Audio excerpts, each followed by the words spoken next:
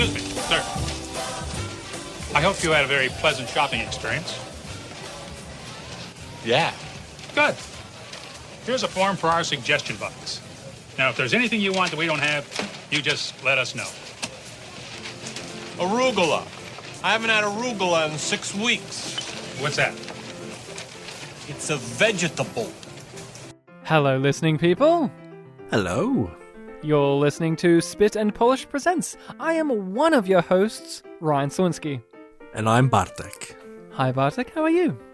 I'm doing well, Ryan. How are you? I'm doing much better than I was last episode. I'm in that period now of the lockdown in which I've accepted the fate. And I've really come to the period of the lockdown where I've accepted that my birthday will be in lockdown. Mm-hmm. So I'm feeling pretty good. I've accepted my defeat in life.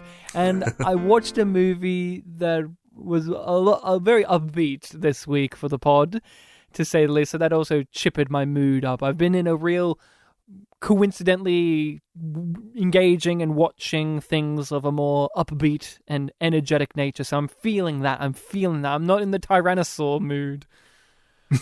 Yeah. So how about yourself? How have things been? Things have been good, yeah. I mean, honestly, the only thing that's really, truly been bothering me in the lockdown is that I have to do the podcast remotely. It's not as much fun. I do miss seeing your face and seeing you halfway through an episode stand up because you have a sore back. And it's the little things we cherish. But we are spitting Polish likingly because we're always spitting, and we both happen to be of Polish background and lineage and all of that great stuff. I don't have any strong Polish news or facts. I don't really have any. Do you? Anything happening Polish-wise? Not recently, but a few weeks ago, I think it might have just been last week or 2 weeks ago, there was something about Poland is going to send us here in Australia, like, vaccines. Thanks, Poland. And I didn't hear that news, but the way that it was kind of indicated to me was that in the group chat that I have with some friends, a lot of them just randomly started thanking me and not explaining why, so I got very confused for a while. I guess I just screamed Polish to everyone. Yeah. You can't. We have a podcast in which where we literally do Polish. That's what we do every week. So we are doing our show Pictures Powwow, in which we talk about a movie that has come recommended. Bartek, who recommended the movie for this episode? It was you. It was me? Are you sure? Yeah. You said, yeah. That's it. We nailed it. We got it down pat. I recommended this. I recommended the film from 1990 called My Blue Heaven. So, people, this is a Steve Martin, Rick Moranis, Joan Cusack comedy film. If you have not seen the movie, we recommend that you do give it a watch. But to give it a little bit of a brief rundown to entice you, like I said, you should watch the movie for yourself before listening to this, because we're going to dive in. But the plot of it is basically, it's good, when I say this, it's Goodfellas. The pitch of it is a gangster has been put in witness protection program in a little rinky-dink, suburban-y, nice place, and he has to come to terms with that. And he has his little FBI handler, and there's the district attorney in town who's getting fed up with him, with the gangster performing crimes in her nice town. And hijinks ensue from there. This is basically what happened after the ending of Goodfellas, but it's a comedy with Steve Martin, written by the wife of the guy who wrote the script to Goodfellas, Nora Ephron, who did a lot of iconic film and just writing things in general. So, Bartek, what is your history with My Blue Heaven? So my history with My Blue Heaven is that I have never seen it before, and I don't know if I've heard of it before. You have heard of it, because I've mentioned it many times on the podcast over the years. Okay, so it's a matter of I didn't remember it. You didn't remember it. Did you have any expectations walking into this movie, and what was it like to actually watch it? I guess just from the title, seeing the word blue made me think, oh, maybe it'll have something to do with police, and it kind of did. So that was basically the extent of it, and I knew, of course, that it was a comedy that had Steve Martin in it, so I figured, he'd have an entertaining character, have something to do with the police, and it fulfilled that expectation. You didn't remember my Goodfellas comment at the end of last episode? I completely forgot about it. He forgets about every comment I make about movies that I recommend for the next one. He's like, what was that? You told me to watch it while doing a handstand? I completely forgot about that, Ryan. I watched it while doing a cartwheel. I'd pretend to forget about something like that. Yeah, he pretends. So I know this movie. I've seen this movie many times. It was a DVD that we had in our household. We're big Steve Martin fans, my family and I. Big Rick Moranis fans. Big Joan Cusack fans as well. So this hits that sweet spot.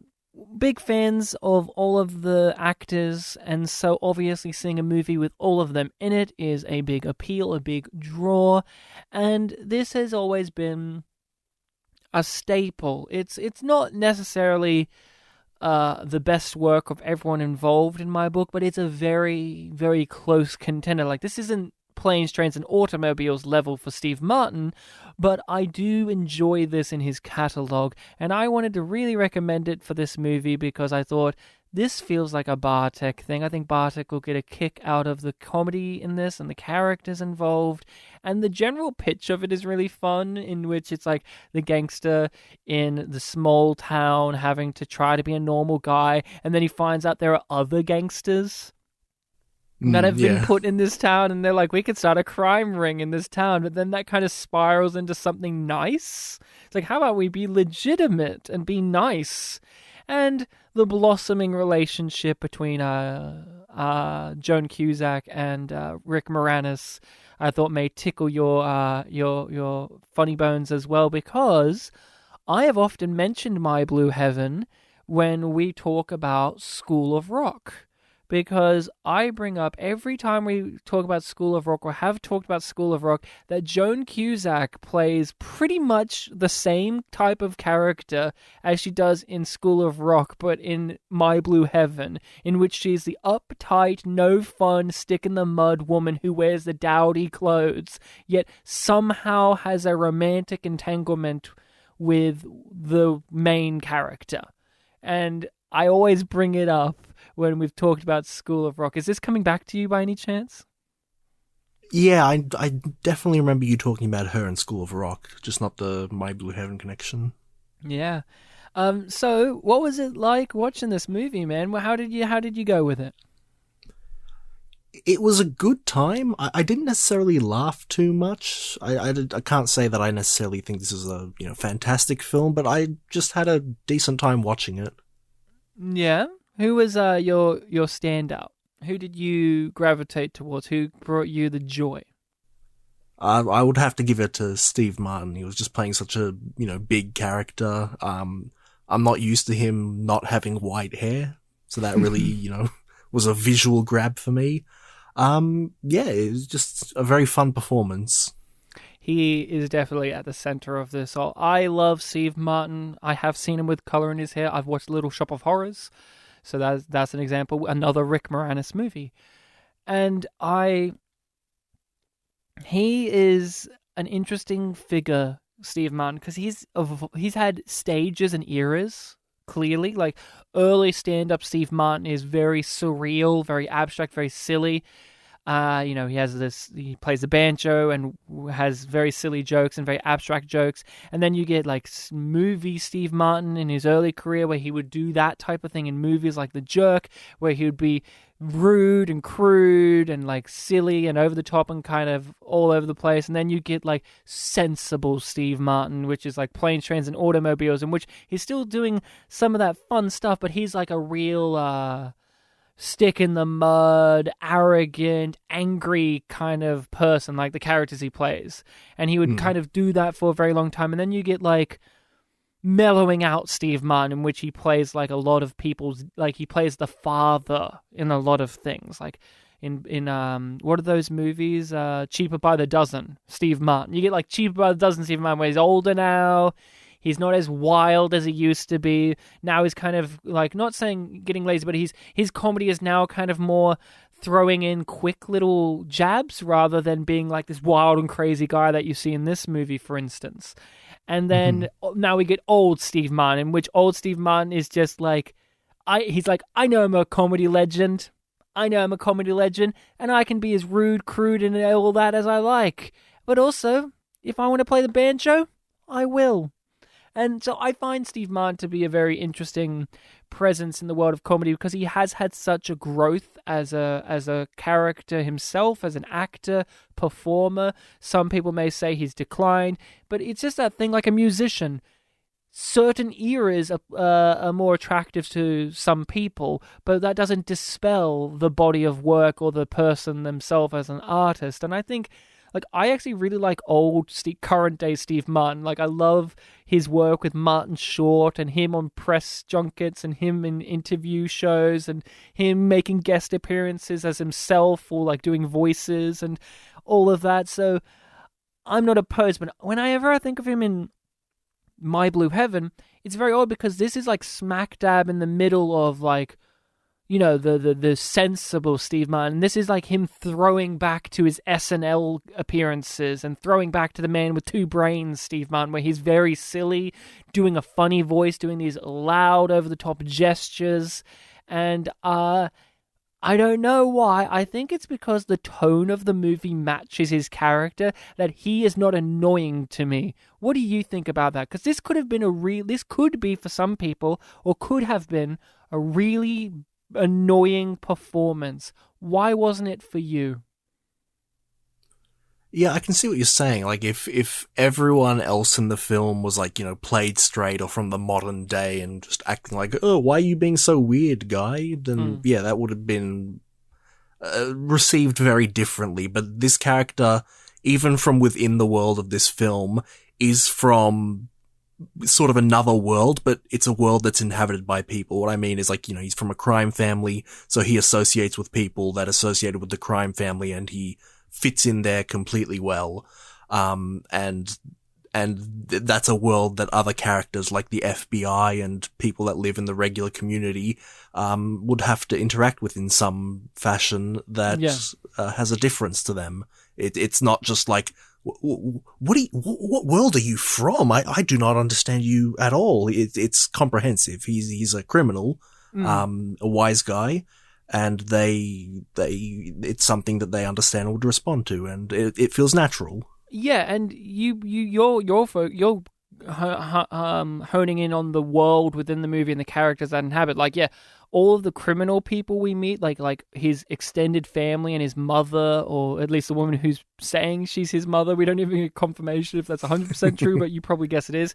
And other than the hitman, the hitman, you get like this sense that they're this over-the-top community of wacky characters. So Steve Martin matches that, but then you get, like, in the FBI, you get Rick Moranis. Although he's straight-laced, he has his silly things, like the silly touch of him standing up to the national anthem in an office where nobody's there. Remember that scene where, like, the TV's playing the national anthem and he just sadly stands up to it just because he has to pay respect? Like, yeah, there was something like that, wasn't there? That's a funny little detail. Or him and his pancakes. He has a method for everything, including pancakes. What do you mean? What does he do with his pancakes?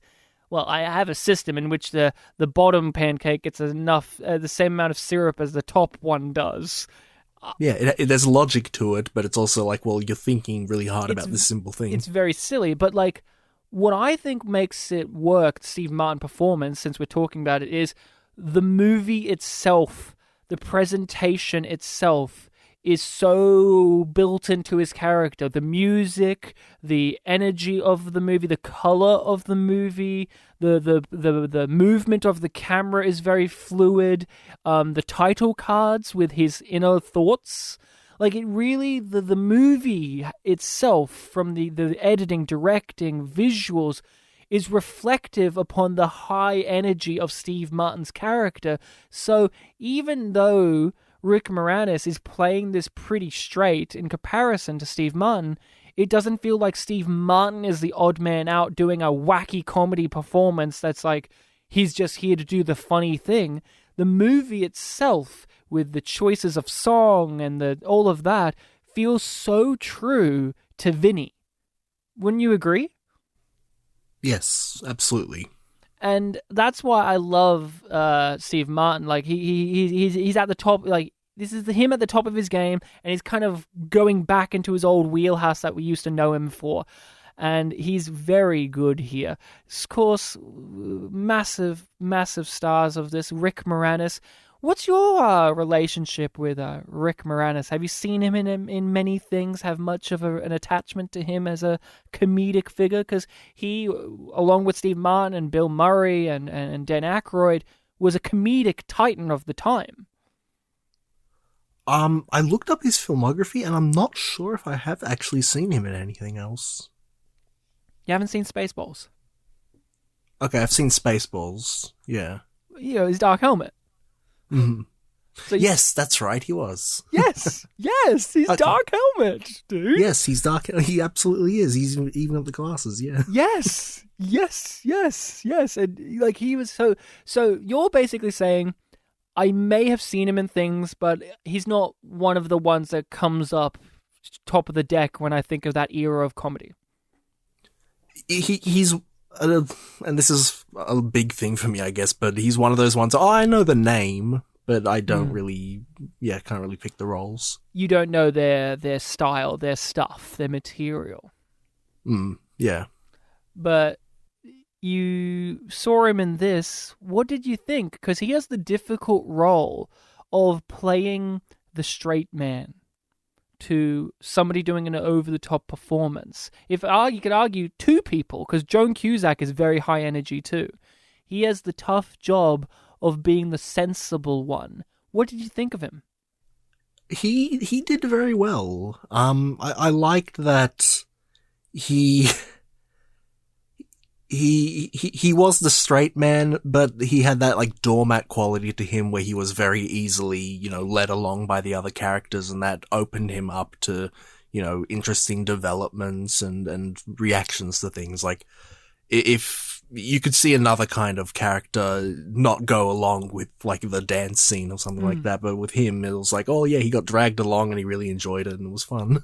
I think what makes him work really well as a straight man, being somebody who is known for doing overt, cartoony comedy, is they still allow him to have really good jokes and really funny things within the movie. He's not humorless. The character isn't humorless. That's what Joan Cusack's character is for.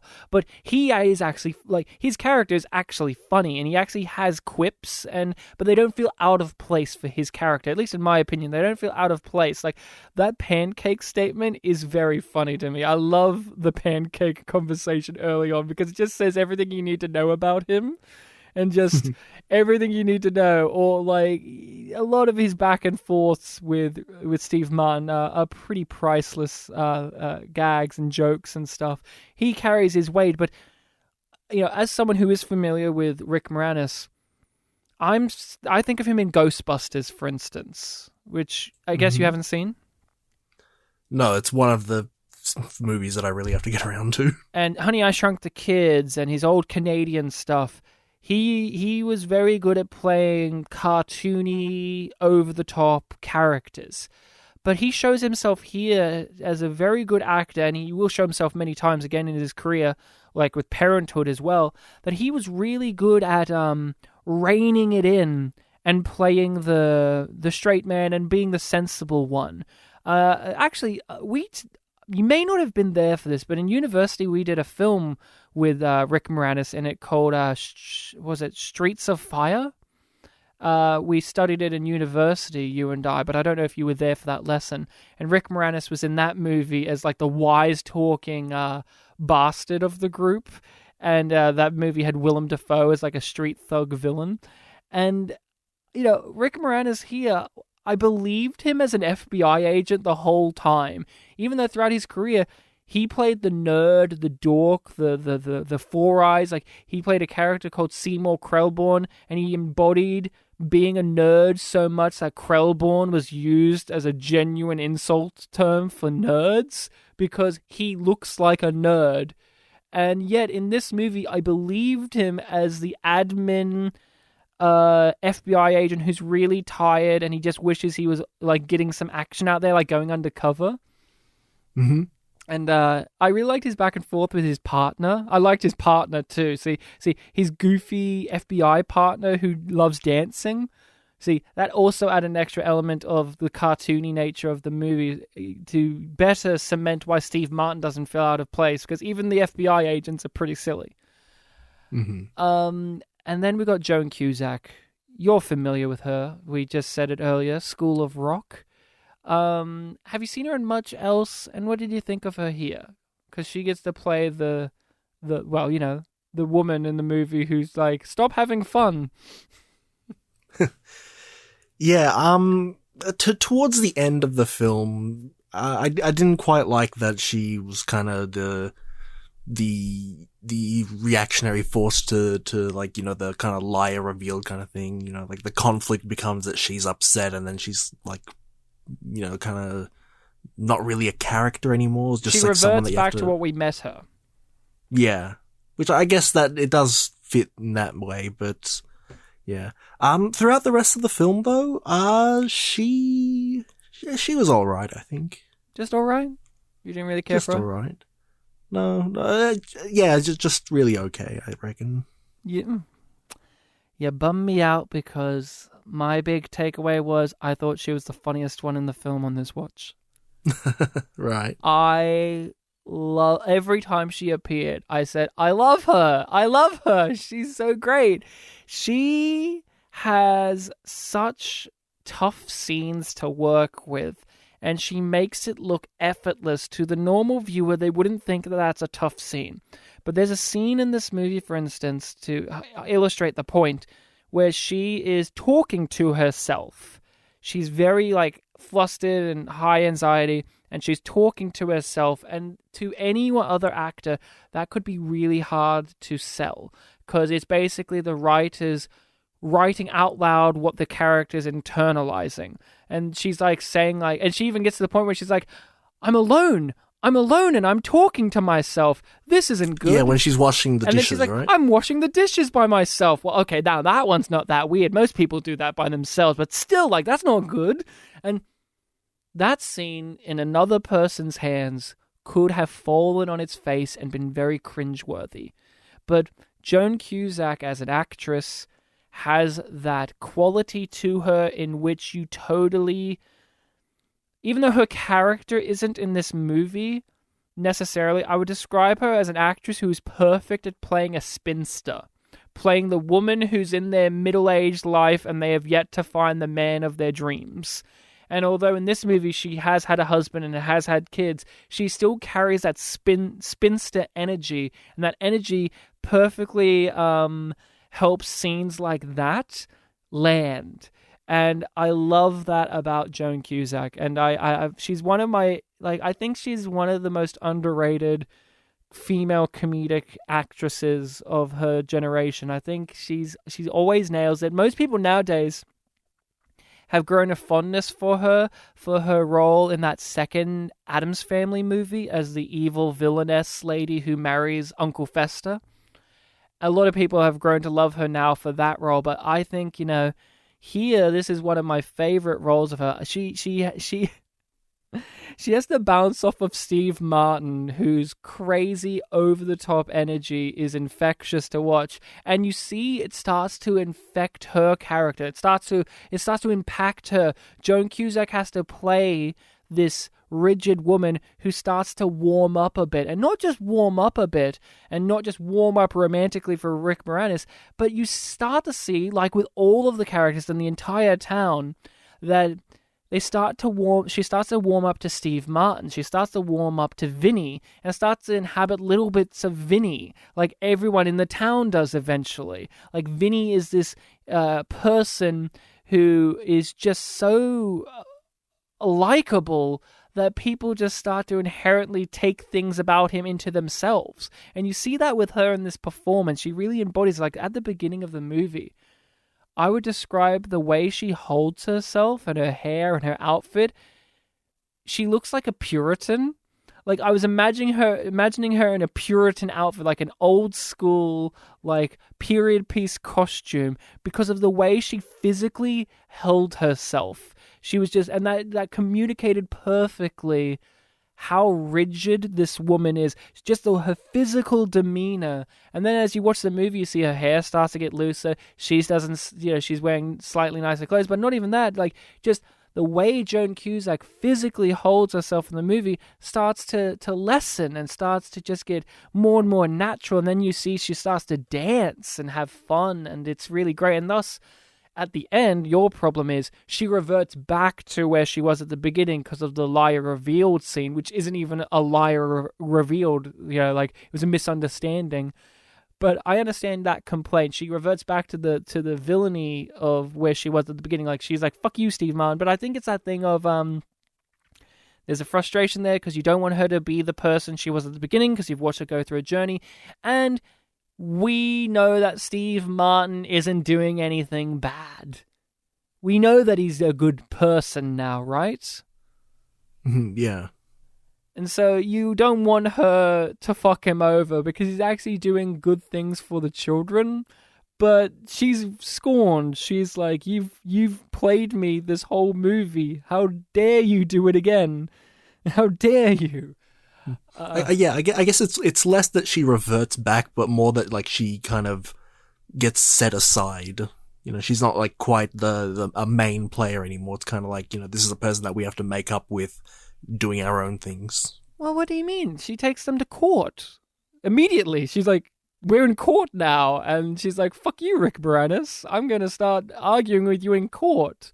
And then the shootout happens, and then they get to the baseball thing. She finds out the truth, and then the movie's over.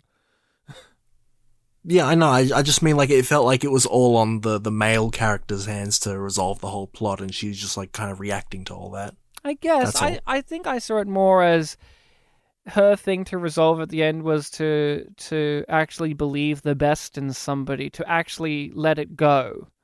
Because that's a big thing with her character is she's only been wrong once. Well, twice now, as she says. Yeah. Like, that's her character fault, is she doesn't know when to let go and admit her wrong, that she's wrong. And that's what works at the end when Rick Moranis is just like, she's like, do you really expect me to believe this? And he's just like, yeah. And they embrace. I don't know. I have more of I guess my sappy heart is filling in more for this movie than yours because I loved that. And I was like, oh, this is nice. And she wasn't that easy. Oh, no, I'm the cynic. You're the cynic. Bad boy. So what was some of the things that you got out of this movie that you enjoyed, that you liked, that made you laugh, perhaps? At first they kind of threw me off a bit, but I really liked the title cards. Mm-hmm. I'm honestly not sure what it is about them, but it's just like this really different thing that I guess... Yeah, I really don't know how to explain it, but something about them I just really liked. It felt very much in this film's style to do that kind of thing. I agreed. I think the music's a big help, too. It has, like, the music and the aesthetic of those title cards against that blue, cloudy sky is it's reminding you of, like, the 50s and early 60s aesthetic. Yeah. That he himself inhabits with his hair and his outfits. Yeah, and even, like, the neighborhood that he gets moved to. Yeah, and then the title cards have that kind of font and the white border around it that match that aesthetic. And I think it's a really stylish way to deliver two things: exposition and chapter breaks. Because they're chapters. Like, this is the bit where they believe me, this is the bit where they don't. Like, they're chapter titles. But it's presented not in that pretentious way like Quentin Tarantino does, where it's like, and now it's chapter 2, Inglourious Basterds, Strike Again, or whatever. Right? Yeah, at first it kind of felt like, oh, this is the title of the next comedic bit. But then as the film went on, it was like, no, there's actually long gaps between the title cards at times, and then it's just like a setup for the scene that's about to happen rather than the point of the scene. Yeah, on this watch, I was kind of noting down, I didn't even think that there were titles for the next comedic set piece, but more the next character turn or beat in his arc moment. You know, like this is the part of his arc that is going to happen now. Because, of course, the movie is... all three of them are the main characters, but obviously Steve Martin is supposed to be the main character. But I would argue it's kind of hard to say that he's the protagonist fully because he does step back a bit in the movie from time to time. Like, it really does do a good job of making it fair share for all of the leads to be the leads of the movie. But, you know, the title cards are really hearkening to his journey because he starts out like this, you know, cold, cynical criminal who's really not interested in giving a shit about the community to somebody who's now like the man of the community, man of the year of the town, even. That type of deal. Like, he's beloved and he loves being a part of it. And he's, in fact, made a new community within this community itself. And I thought the title cards, I agree, I thought they were very clever, very stylish, and what a nice, like I said, what a nice way to put down exposition. It's quick fire, yet it adds to the personality of the movie. It's not just dialogue. Yeah, the really memorable one for me is the one where it's like, oh, I forget the full thing, but it was basically like, I get in trouble for doing nothing wrong, like the carjacking thing. Yeah. What was some other things? Any particular sequences or jokes that got to you?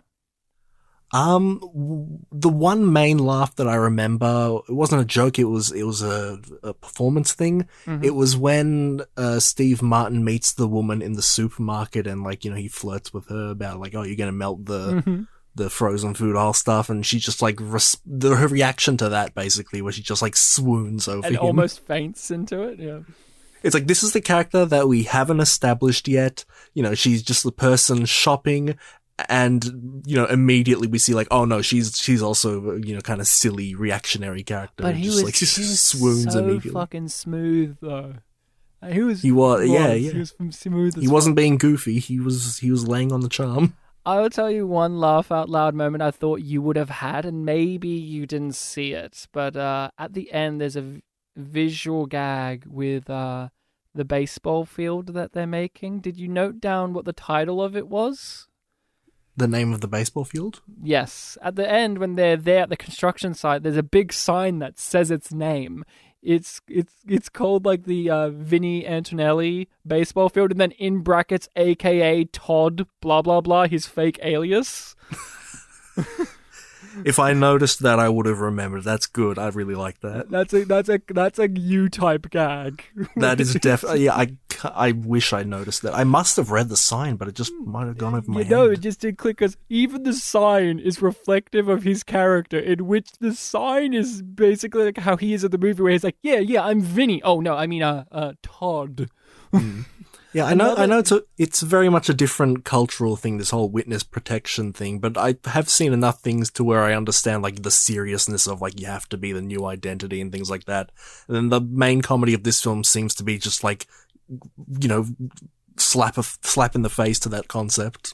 Yeah. There were so many gags. Another gag I really liked at the very beginning of the movie was when they were given their aliases, their names, and the wife says, hey, Terry, come over here. And he's like, I'm not Terry. I'm Todd. You're Terry. And I love that the wife thought that she was Todd.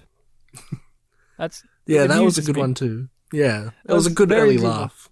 Because like, it took me a second to think like, oh yeah, she would have thought she was Todd. She would have thought she was Todd. What a dumbass. I thought... And didn't a sort of similar thing happen way later in the film with Rick Moranis, where either he or his partner got the name wrong?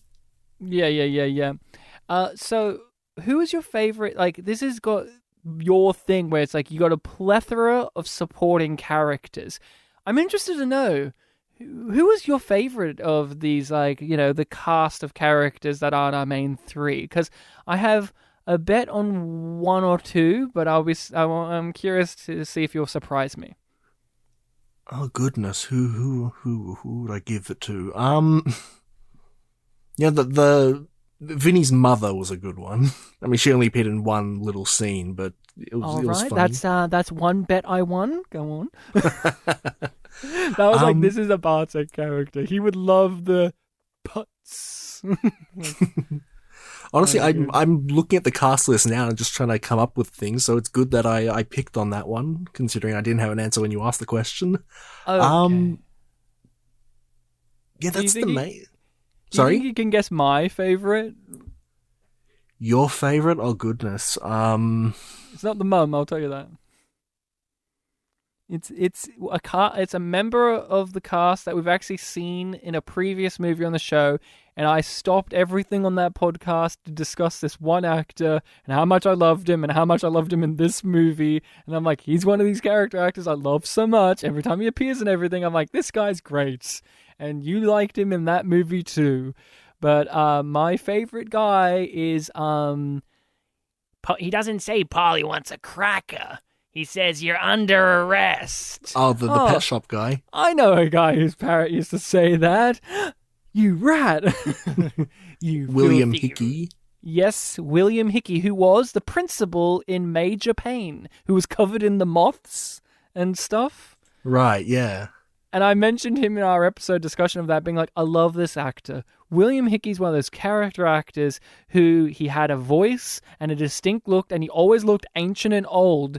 And I loved him so much. And everything I've seen him in, he's always been a highlight. And I've always used this as my prime example. This is my favorite of his. He's not in the movie much, but boy, is he memorable. He serves a very important narrative beat, which is a turn in the story of revealing that this is a town filled with gangsters. Which, again, isn't that a great plot idea? Mm-hmm. Yeah, I really like the scene where just like all of the guys in witness protection met up. It was just like, this is really, really, going against the spirit of the witness protection thing. But I also love that they're all bitching about like, oh man, I drove like 45 minutes for this sauce. I heard it was very good. And was it? And the guy just laughs like, are you fucking kidding me? And I love William Hickey. I love that back and forth between him and Steve Martin. And that voice, don't you agree? He has such a memorable voice. Mm. Hey there, it's me. And like, he just has such a gruff, rhythmic voice. And I loved when they were slinging the insults. And then he's just like, you filthy rat. And then Steve Martin being like, I already said that. He's like, yeah, but I say it so much better. Like, that's his one-upmanship on him. Yeah. And I was like, a Bartek would like that. That's a Bartek type He was good. And I love him. And I love, you see him inspecting Vinny throughout the scene and you're like, something's up. He knows him. He knows something. And then the twist reveal, like, he is a gangster too. And this is all witness protection town is interesting. Interesting idea. Another laugh out loud moment. Oh, there's just too many. Take my keys, take my gun, take my car, take me. I did like that back and forth with the female cop that was in love with Vinny. Yes, that's right, yeah. Oh, Daniel Stern was in this movie. How did you feel? We only saw him a little while back in Very Bad Things. Did you even recognize Daniel Stern? I was like, oh, we saw him recently in something, didn't we? Yes. Yes, he was in Very He's Bad just Things. here to be a jerk in one scene and then punched in the next. Like, he didn't get much to do, but it was nice to see him again. This movie is just pleasant. That's the thing I miss about comedies in the modern age. A lot of them, of the big nature with the A-list comedic stars, are missing just... that was nice. Like, I'm not going to argue with you. This isn't the greatest comedy ever made. It's not making me laugh every minute, but it gives me this overwhelming sense of this was a pleasant thing. This was made with nice intentions. It's just genuinely sweet and it's got that vibe to it. And that's a part of the movie is everyone starts to become better and nicer people along the way. And thus, at the end, when you have the baseball field is made and you have all of the wacky Italian characters working there and everyone's really happy and you see the baseball team and they're wearing the suits and everything, it makes me smile. That's the biggest praise I can give this movie for its comedic sensibilities, is it makes me smile from ear to ear the whole way through. And I think these are the type of movies we take for granted now, because in the modern age of movies, comedies have been getting less and less so. But in the modern age of movies and movie critiques and movie watching and TV watching, there's this idea that if this movie isn't a 4 or 5 star experience, then I've wasted my time and it isn't good. Sometimes you need a 3-star movie or 3.5-star movie, or I'm not even saying that this movie's that. This movie's a 5-star for me, but like movies of this caliber, the mid-range movie, the movie that isn't trying to win an Oscar or trying to start a franchise, a movie that's just there for a pleasant Sunday afternoon viewing. What do you think about that? I'm actually really glad that you said all that, because like I said earlier in this episode, my first impression, my immediate response to it was, I thought it was a fine movie, didn't necessarily laugh a lot, but I enjoyed watching it. And yeah, I think that word pleasant really kind of sums that all up. And it was even to the point where I was walking into this being like, oh God, I don't know if I have, all that much to say, but I didn't hate the movie. I actually had a decent time. And yeah, like you said, it is kind of that like pleasant middle range kind of film for me that I enjoyed watching, and I like to get that across somehow. And I think the way you just put it kind of sums it up. Yeah, like and also it has a script. That's a tick. It has well-defined characters. That's a tick. It has really good actors at the top of their game, giving it their all. That's a tick.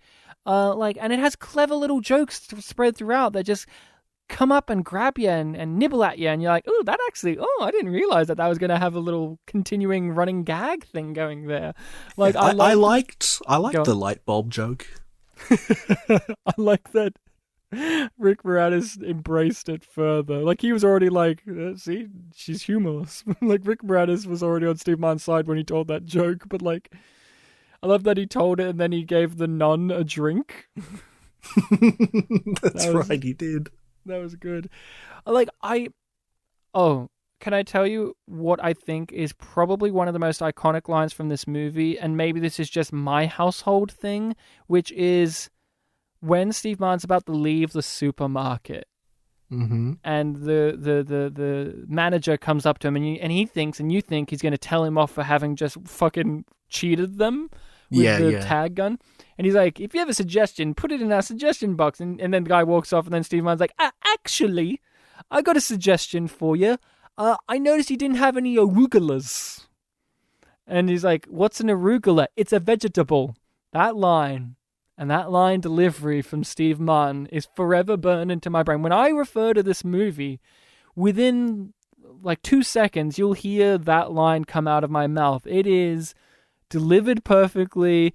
They use the right vegetable to make him say it with that accent. And it's also kind of like a vegetable that these people would actually put into their meals. So it works on multiple levels.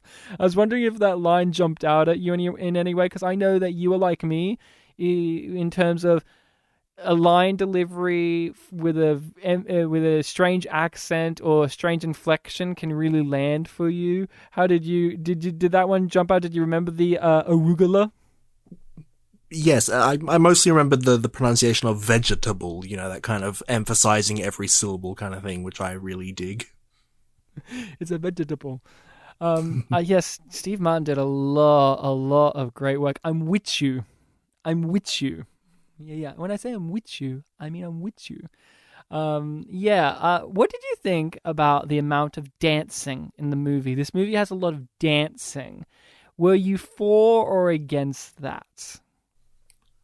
I guess now that it's been a little while since I finished watching it, I don't remember all of the dancing, but I do remember the big dancing scene where they're in New York in the club, and there's a lot of editing cuts going on there. I enjoyed that scene. You could argue that Steve Martin's always dancing. Yeah, the Morangi.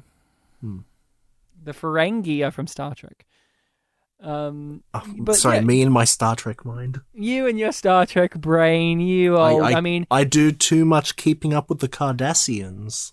yeah, and I mean, yeah, sure.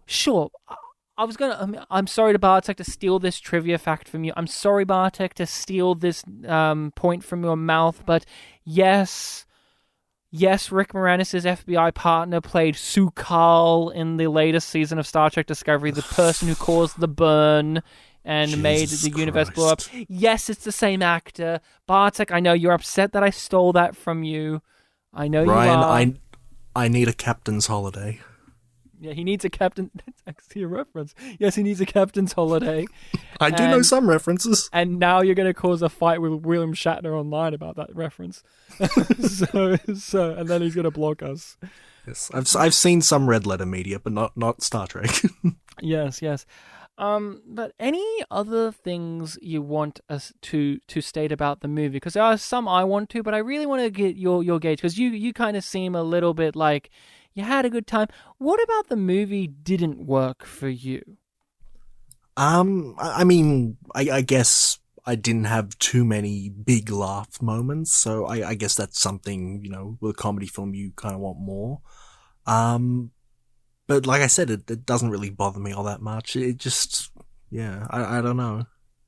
What do you think was holding back the laughs for you? Because you recognize clearly that there were jokes throughout the whole entire thing, but what about your comedy sensibilities just didn't line up for this one? Yeah, it's a good question.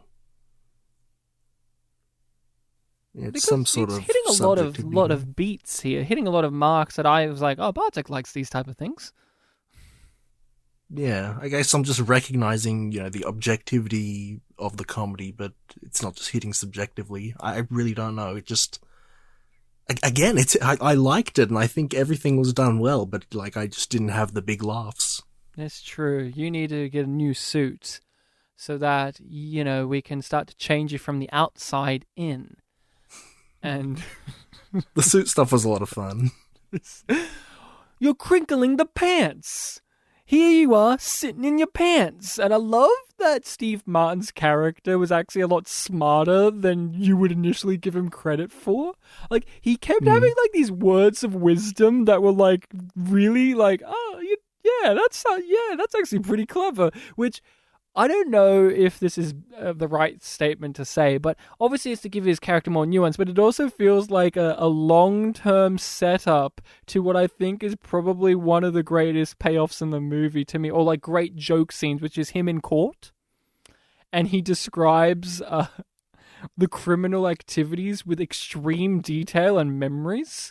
And I love to bits how he describes that the gangster he's informing against liked a specific type of gun because the bullet wouldn't go through the head, but instead the bullet would get trapped within the brain and rattle around in there like Pac-Man, but in your brain. And I love that detail. I love that Steve Martin was so specific. Vinny was so specific with it. Pac-Man. And then later on, someone was playing Pac-Man. Yeah. So there you go. A few things I do want to mention about My Blue Heaven is this has a terrific cast of character actors. Bartek, obviously, there's going to be some that you don't know, but I do. This is the joy of watching these movies for people like myself, is entering a world of familiar faces that you know to be good. And I've said this so many times on the podcast. They do the things you want them to do. These actors have certain things that they're well known and very capable of doing, and they fucking do the things that you want them to do. Or they do something different and they're very good at it too. Like I said, Rick Moranis is the big star, and he's not playing the guy from Ghostbusters. He's not playing Louis Tully, but he's still very good in the movie. The woman you liked, who Vinny marries halfway through the movie, that's played by Carol Kane, who is, she's in a lot of things. She's got a very iconic voice. She's got this very high-pitched, babyish kind of voice. I will always remember her in the Bill Murray movie Scrooged, in which she plays one of the Christmas ghosts, and she's this decrepit-looking fairy, like she's got like tinsely wings, and her gag is she just keeps hurting Bill Murray. She keeps like throwing shit at him out of nowhere, and she has like this crazy voice. As we said, William Hickey, great actor. He was just one of a kind. He has that voice, he has that hair, he has that old look to him. He was wonderful in this. I do have to give a shout out again. We had an episode, our 200th episode, on Big Mama's house. And in Big Mama's house, half the cast... Sorry, Ron, that wasn't our 200th episode. What was that? That was our final episode of the first show. It was like episode 161. Right. Thank 200th episode was Lady in the Water. That's it. I knew we had something important, and I knew they were relatively close to one another. So, correction. Our final unappreciated masterpiece was on Big Mama's house, and in Big Mama's house, half the cast weren't credited in the movie or on IMDb, and there was one actor in that movie that drove me crazy. The whole episode you listen to, I'm like, I wish I knew who this guy was. Oh, there was something like that. The FBI chief, who was an important character in that movie, was not credited. I later found out, months later, that he was played by the actor Raymond O'Connor, who is in My Blue Heaven as one of the gangsters who tells Vinny that the checks do stop at some point. But I know him as an actor from Babylon 5. Oh, here we go again. Ryan mentioning Babylon 5 actors in a very important, very memorable episode in which the show takes a detour away from the usual perspective and starts to focus, tells a story from two characters we've never met's perspective. And he was one of those actors who played one of those characters. And so months later, I found that out, and I put that on social media. And now I watch My Blue Heaven, and here he's in My Blue Heaven. I'm like, it's a double hit of of course I remember him in this movie. Fuck me. And now I'm even madder at Big Mama's house. which is nice to say. And dude, all of those gangsters, all of them, they're all these actors that you've seen in everything. And also the FBI chief, Rick Moranis' boss, he's in a ton of stuff. I saw him recently in an episode of Star Trek, of course, everyone's Bartek's favorite show, Star Trek. And I do like that. Have you ever seen the movie Clue? No, I haven't. Damn it! You haven't seen Clue? Fuck me. So in Clue, the French maid in Clue is in this movie, Colleen Camp, and she plays the wife that leaves Rick Moranis at the very beginning of the movie, and she was actually in Wayne's World as the wife of the guy that runs the TV station, the old guy. Oh yeah, Noah. Noah's Arcade. She's the wife of Noah in that movie. So, too many to list, but this is if you like your comedy or weirdo character actors, this has them all. This even has the stepmother from the TV show Strangers with Candy. That's a part of the movie I enjoy, is just seeing these comedy hitters, big and small, get to just play around and have fun. And there's just...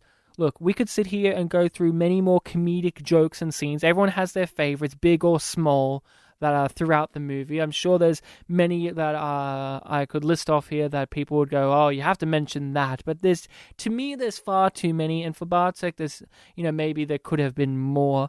But to end the conversation, to wrap it up, I do want to give a shout out to the fact that Nora Ephron wrote this, and we know her for Bewitched, right? That was her script. And Michael, yeah. What did you think of that knowledge? Did you know that before going in, or did you only know that after? I think I checked it afterwards, because I remember the name, and then on the Wikipedia page at the bottom of the page for My Blue Heaven, there's a whole Nora Ephron tab. She wrote this and she directed those two things we mentioned. And, she's had a big career, but we're going to just focus on the stuff we've covered on the show. Does that knowledge kind of fill in some blanks for you or color this movie a little differently? because we've seen some other things in her catalogue of work?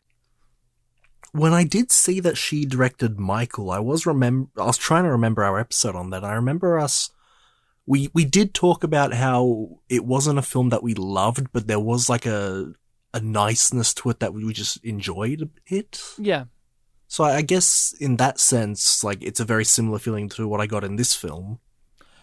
Yeah, I think, and Bewitched had that too, though. Bewitched had this overwhelming sense of positivity and pleasantness as well. Yeah.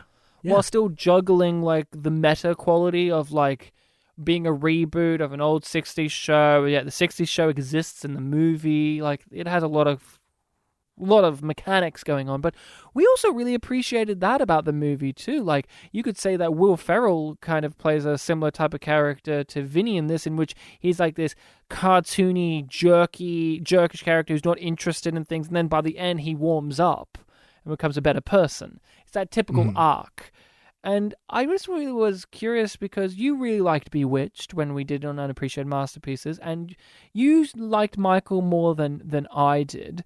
So I was just curious to see what it was like for you to now have seen this creator that we've visited in the past, who have done lighter toned things, do just an out-and-out comedy, which to me seems like the logical progression with the two things we've seen of her work. Yeah, and it's interesting because this one's before those two things. It is. Yeah. But for us, this is how the cookie crumbles. Yeah, Bewitched was many years ago, so that one's a bit disconnected. But with Michael, yeah, I'm really seeing a little bit of a connection in my head. So wait, you're saying Bewitched is too disconnected, but it's not too disconnected that you can still explain to me what Steve Carell was in that movie, right? That's the thing I remember most about the episode. Yeah, he was Uncle Arthur, Ryan. Yeah. No, he's Paul Lynde. Who we saw in the film in an episode of actual Bewitched. Yeah, and he references that he loved Paul Lynde as an actor of Uncle Arthur, yeah. And he never called Steve Carell Paul Lynde. Yeah, but yet he was Uncle Arthur, who was a fictional character. And yet they don't confirm if Uncle Arthur played Uncle Arthur in the TV show. Like, they don't it's a confusing moment in the movie. But I appreciate seeing this aspect of her career because you said it. Michael, I found a little bit frustrating. I didn't feel like it fully came together, but I appreciated that it had a warmth and openness. I think that Bewitched had a lot going for it. Obviously, it's unappreciated, but I think it was trapped within the framework of being like this meta commentary on the show Bewitched. Mm-hmm. But underneath all three of these movies is this sense of joyousness. And that's tough to pull off because you can be accused of being sentimental, sappy, and disingenuous. And I feel like a lot of filmmakers, not a lot, but I feel like there are a sector of film in the current climate that are openly antagonistic towards doing things like that in movies and openly cautious of doing it themselves. Like, what does this movie do to overcome that barrier of being too sappy, too disingenuous, being disingenuous in its sentimentality and sappiness and all of that? Like, how does this movie manage to actually be genuinely sweet and nice? Yeah, I feel like that's a question that has many facets of answers. The immediate thing that comes to my head, which I'm sure is by no means one of the major ones, is like, even though it does have, these kind of wholesome qualities to them, it does still have like slightly rude jokes. Like we mentioned the light bulb thing before. I think there's a moment earlier on where Steve Martin straight up tells someone "fuck you" or something. Yeah, have a nice day. Fuck you. Yeah, I was like, oh yeah, there was an F-bomb in the film. So it does, toe the line between like, oh, kids will like this, but also, ooh, that's a bit, much. And I guess there's a genuineness to that because, in real life, there are certain people that you would talk to where you would not be rude. And yeah, I don't know, that it felt real. Yeah. I think what pushes us over in comparison to say, and not to slam the man, people enjoyed his work, but Gary Marshall, for instance, his later films like Mother's Day, Valentine's Day, New Year's Eve, those were sappy movies with lots He of... did Exit Eden too, right? Yes. Yeah. Yes, thank you. And famously not Jewish. And so he is someone who I thought was and he was also in Race to Witch Mountain. I also thought him as a person came across as a genuinely sweet, sentimental, sappy, nice person. But his later films in particular came across as garbage, disingenuous Hollywood crap. And I think what pushes something like this over the line in comparison to those is this isn't lazy. This movie is well made, it's well executed. It doesn't just rest on its laurels of being a gangster comedy. It doesn't rest on its laurels of just letting Steve Martin be the funny guy. It doesn't rest on its laurels, like I said, with the actual visuals of the movie either. This film goes above and beyond what it needed to be. This is like Oscar in a lot of ways, the film, where it could have just been the basic boilerplate screwball comedy gangster movie, but they went that extra mile. They didn't just go the extra mile by being like, oh, they have the right costuming, but just the right casting, the right type of jokes, the right tonal balance. And so that feeling of positivity, that feeling of joyousness is an easier pill to swallow because the film is genuinely trying to be the best it can. It knows exactly what it is, and it isn't trying to pretentiously reach above itself, but it isn't trying to just be content with itself like a lot of modern comedies are, and a lot of Gary Marshall's later movies were. And so I think that is why this feels real, as you say. Are we ready to hear what we'll be talking about for the next episode, Bartek? We have a listening people's suggestion. I have the list open in front of us. We have quite a few on here to pick from. Are you ready to hear? I don't know if I'll ever be ready, but sometimes you just have to, bite the bullet and let it happen. You sure? You just gotta bite that bullet and accept what we're going to be watching? Yes. So I thought we got the list here, and I'm looking at our list, and it's like a lot of punishing movies, whether they be quality-wise or tonally. And I'm like, what do we do? And I thought, well, I see a movie here that I think will be a tough watch, but one I think we both need some film education in. A Streetcar Named Desire from 1951, the Marlon Brando one, which was recommended to us by David, a friend of ours. So, Bartek, make sure that you're ready, because I imagine you haven't seen A Streetcar Named Desire. No, we might have it on DVD, though, so maybe I can easily find it. I have seen the Alec Baldwin one, and I have seen this performed on stage, and I have read the play, but I have not actually watched the Marlon Brando one for myself. I will also listen to the Simpsons musical of A Streetcar Named Desire with Ned Flanders and Marge Simpson in it. It was buff Ned Flanders, yeah? He's always buff. Yeah. He's always buff. Yeah, but that one, we saw it. Yes. So, listening people, make sure to check out that movie in the interim. You can find us on the social medias of Facebook, Twitter, under Spit and Polish Presents. We also have an email in which you can email us with your thoughts, questions, queries, or concerns, and or recommendations for movies. If you want to add a movie to our giant list of recommendations, feel free to do so at spitandpolished@gmail.com. Rate and review us on whatever podcatcher you use. It would be greatly, greatly, greatly, greatly appreciated. Unappreciated masterpieces, maybe, will be your review, but not really, because we'll appreciate it. Bartek, anything else you want to say, or anything you want to do to wrap this out? Yes. If you go to our YouTube channel and you click on any any video we've uploaded, please write a comment saying, what is this? Because we do not get enough comments asking what it is that we do. What I like about that, though, is that's a deep cut reference to Frosty the Snowman.